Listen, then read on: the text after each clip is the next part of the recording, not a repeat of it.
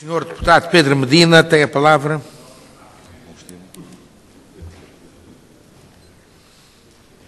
Senhor Presidente, senhoras e senhores deputados, senhora e senhores membros do Governo, uma intervenção breve para fazer também alguns considerandos sobre a conta da região de 2010, também para não ser repetitivo em relação a algumas intervenções que me antecederam, chamando a atenção e alertando para determinados procedimentos e valores que constam desta mesma conta, a qual foi, como disse muito bem o Sr. Vice-Presidente, muito bem auditada e fiscalizada. No entanto, gostaria de dizer que, também do nosso ponto de vista, o Sr. Vice-Presidente pintou demasiado cor-de-rosa a análise que fez aqui às contas da região. E a nós preocupa-nos determinadas situações. E, portanto, vou fazer alguns considerandos sobre algumas dos pontos da análise da conta. E começaria pela parte da receita fiscal. A receita fiscal em 2010 baixou praticamente quase para o nível de 2007. Portanto, a evolução aos últimos anos tem a ver com alguma quebra da própria receita fiscal quando comparativamente com os anos que o antecederam.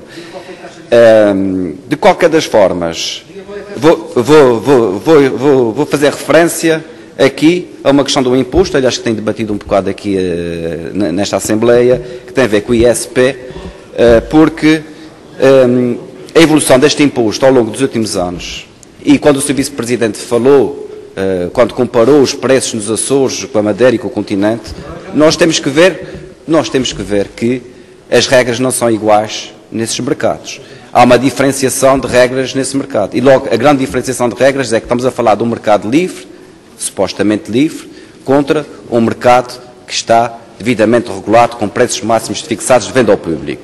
E, portanto, e depois não vou entrar na questão da compra, de como é que está sendo feita a compra, que também são métodos de cálculo diferentes e podíamos ir por aí além. De qualquer das formas, sendo um imposto que tem a ver com matérias energéticas e sendo que este imposto e a sustentação do mesmo às entidades que suportam esse diferencial é feita pelo Fundo Regional de Coesão, poderia o Governo Regional ter um outro tipo de política energética aqui para os Açores. Podia alargar um bocadinho mais este conceito. Queria também chamar a atenção para a questão do setor público empresarial, porque este setor, no ano 2010, apresentou, como bem sabe, resultados negativos ou muito próximos de zero em todas as empresas do setor. Com exceção, de facto, do Grupo EDA, todo o desempenho deste setor foi muito abaixo daquilo que seria expectável para a dimensão do mesmo e para as áreas onde ele está envolvido. Gostaria de chamar a atenção exatamente para o setor da saúde, hospitais de Angra, Horta e Ponta Delgada, que entraram em situação de falência técnica, apresentando no final de 2010 capitais próprios negativos, consolidados, na ordem dos 107 milhões de euros. E apresentaram resultados líquidos, um resultado líquido consolidado negativo de 52 milhões de euros. Por isso, Sr. Vice-Presidente, acho que é necessário, de facto, e urgente, rever e reformar a questão da saúde aqui nos Açores para a sustentabilidade deste mesmo setor. E gostaria de dizer, porque aí também temos que elogiar a postura de uma das administrações de um dos 3 hospitais a quem foi pedido um parecer também, uma opinião sobre as contas as contas destas entidades. E a única que respondeu foi exatamente o Hospital do Divino Espírito Santo de Ponta Delgada. E vou passar a ler, que já está no relatório do Tribunal de Contas, aquilo que o Conselho de Administração diz em relação ao setor da saúde, nomeadamente em relação à gestão do próprio hospital. É, pois, com muita preocupação que encaramos o futuro, na medida em que o previsível agravamento das dificuldades de financiamento, se não mesmo o esgotamento de alternativas de financiamento, não compensadas por transferências de fundos públicos, através da Saúde Açor, os quais, na nossa ótica, seriam fundamentais para atenuar o que está a tornar no crónico subfinanciamento público do Hospital do Divino Espírito Santo de Ponta Delgada. Irá originar previsíveis situações de ruptura de tesouraria, cujas consequências não podemos ainda avaliar. Nós, ainda essa semana, tivemos conhecimento, através da comunicação social, de um surto de sarna no Hospital de Ponta Delgada. Há situações onde há profissionais do Hospital de Ponta Delgada que se queixam que não têm os materiais básicos para poderem fazer as suas intervenções. E refiro-me a batas, refiro-me a luvas, onde pode indiciar aqui uma ruptura de estoques, um problema grave a nível do seu fornecimento.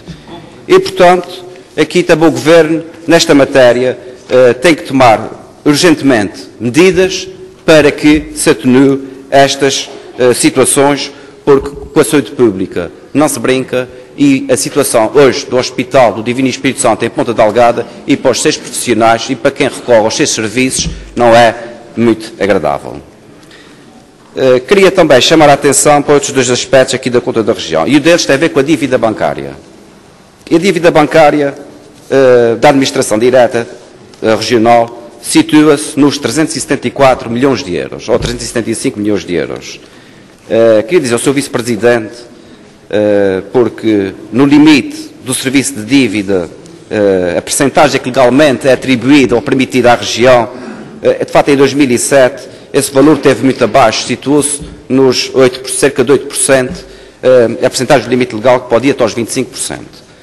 Mas também quero recordar que nos últimos 3 anos a região não amortizou qualquer tipo desta dívida. Portanto, os 374 milhões de euros, ou 375 milhões de euros, que já vêm de 2010, em 2012 também não vão ser amortizados. E não vão ser amortizados porque no orçamento de 2012, como bem sabe, houve aqui um refinanciamento da dívida, nomeadamente de 2 empréstimos que totalizam 127 milhões e 300 mil euros. E se tivéssemos que, nesta data, amortizar esses valores, de certeza que passaríamos o tal limite legal, e penso que este é o indício que a evolução das contas públicas aqui na região autónoma dos Açores não é assim tão famosa e não é assim tão cor-de-rosa como o Sr. Vice-Presidente aqui fez referência. Portanto, eu quero recordar ao Sr. Vice-Presidente que são 374 milhões de euros, ou 674 milhões de euros, que estão estados, digamos assim, para o futuro. 2016, 2017, 2013, 2012, e estes novos contratos de financiamento que fez nesta data, não sei se o Sr. Vice-Presidente é que pode responder para quanto, ou qual é o final deste mesmo empréstimo e se ele vai ser tudo previsto ser amortizado no final da sua vigência. Vou terminar, Sr. Presidente, só fazendo referência à questão das responsabilidades assumidas pela região e falar, de facto, na questão da dívida bancária, os compromissos assumidos e, exatamente, também no total de responsabilidades. Porque dizer que há um valor que está de acordo com aquilo que algumas entidades internacionais fazem referência. O Tribunal de Contas entendeu apurar, e de acordo com os contratos, porque é assim que as coisas são ditas, contratos os quais nós, por exemplo, não os analisamos com a secção regional do Tribunal de Contas, mas validado pelo Sr. Presidente do Tribunal de Contas, há que fazer referência também a este pormenor, há que fazer referência a esse pormenor, o valor do total de responsabilidades a um valor que nos deve preocupar, porque há muita confusão, continua a haver, e eu penso que ela não vai ser esclarecida. Os montantes da dívida bancária que está assumida, os compromissos que estão assumidos e obrigações contratuais também que estão assumidas. E, portanto, claro que se pode jogar muito com esses valores. Agora, o que é certo é que a região tem essas responsabilidades num montante superior a 3 mil milhões de euros, Sr. Vice-Presidente. Tem essa responsabilidade, nomeadamente das SCUTs, que vão ser pagas ao longo de 30 anos. Porque se Vossa Excelência quiser meter os valores no curto prazo, não há orçamento regional que resista a um pagamento imediato de todas essas responsabilidades. Muito obrigado, Sr. Presidente.